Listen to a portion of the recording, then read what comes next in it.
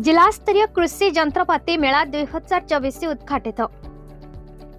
कृषि और कृषक सशक्तिकरण विभाग पक्षरु जगतसिंहपुर जिलापाल कार्यालय सम्मुखस्थ पड़िया 5 दिन व्यापी अनुष्ठित जिला स्तरीय कृषि जंत्रपाति मेला 2024 उद्घाटित हो जाइछे।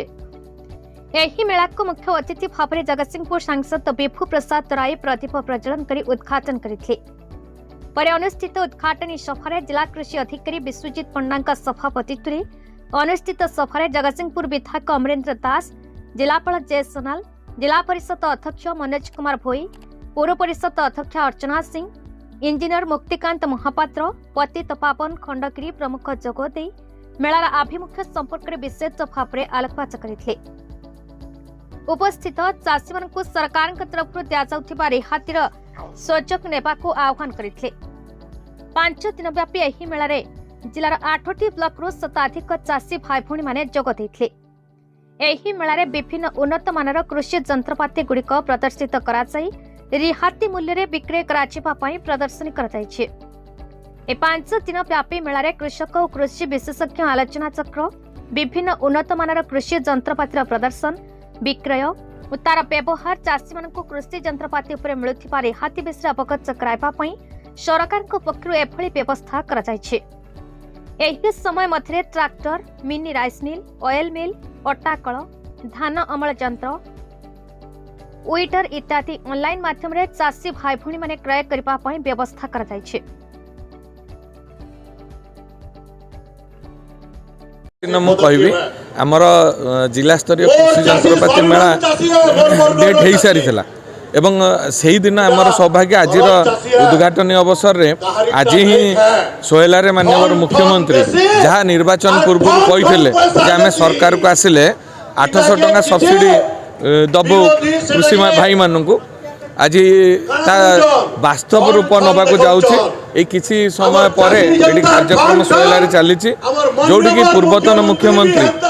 2017 मसीह से सोहेलारे मात्र 100 टंका इनपुट सब्सिडी दवाई कही 5 वर्ष बीतीगला दे पार न 5 वर्ष किंतु आमर दल भारतीय जनता पार्टी एवं आमर यशस्वी मुख्यमंत्री निर्वाचन पूर्व जो आम इस्तार देइथलु आमे समस्त इस्तार को गोटे पर गोटे पूरण करिवार लागि। प्रथमे 4 द्वार खोला हला, सुभद्रा योजना है, इनपुट सब्सिडी दियाबा को जाउछि एवं आस्ते आस्ते जहाँ आम प्रतिश्रुति देइछु आम सबू को पूरण करिवु एवं जो माने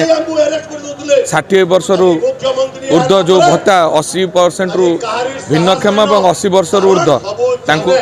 आमे समस्ते मुख्यमंत्री को धन्यवाद जाऊँ। देखो जिते आम प्रिय प्रधानमंत्री नरेंद्र मोदी दायित्व नेले 2014 मसीह सी कही धानर सर्वनिम्न सहायक मूल्य बढ़ाइबे एवं धानर सर्वनिम्न सहायक मूल्य 2100 टंका पर्यंत बढ़ी एवं परवर्ती अवस्था आमर जितेबले निर्वाचन को भारतीय जनता पार्टी गला से आम इस्ताहार प्रकाश करूँ धानर मूल्य पुणी केमती बढ़ तेणु से आज मोहन माझी सरकार दायित्व नेला 800 टंका क्विंटाल पिछा बढ़ेबा जोटा को आम कहूँ इनपुट सब्सिडी आपको दबार व्यवस्था होती आज आमर माननीय मुख्यमंत्री सोहेला ठारे आपको घोषणा करेंगे एवं आगामी दिन में ये जो आमर चाषी माने सारा ओडिशा से माने जेतेबेले धान बिक्री करेंगे विभिन्न मंडी रे तेणु क्विंटाल पिछा 3100 टंका से पाइबे ता सहित आज सबुआड़े आज जो जिला स्तरीय कृषि जंत्रपाति मेला आयोजित होती किभली भाव में ज्ञान कौशल प्रयोग करके विभिन्न कृषि जंत्रपाति सहायतार आमर ओडिशा चाषीर मेरुदंड दंभ यही उद्देश्य आज इनपुट सब्सिडी जो 800 टंका क्विंटाल पिछा धान दवाई व्यवस्था करें साधुवाद जनाऊँ कृतज्ञता जनाऊँ एवं सारा ओडिशार चाषी माने बहु भाव में उपकृत हे। जगतसिंहपुर दीपक महांती रिपोर्ट, भारत न्यूज।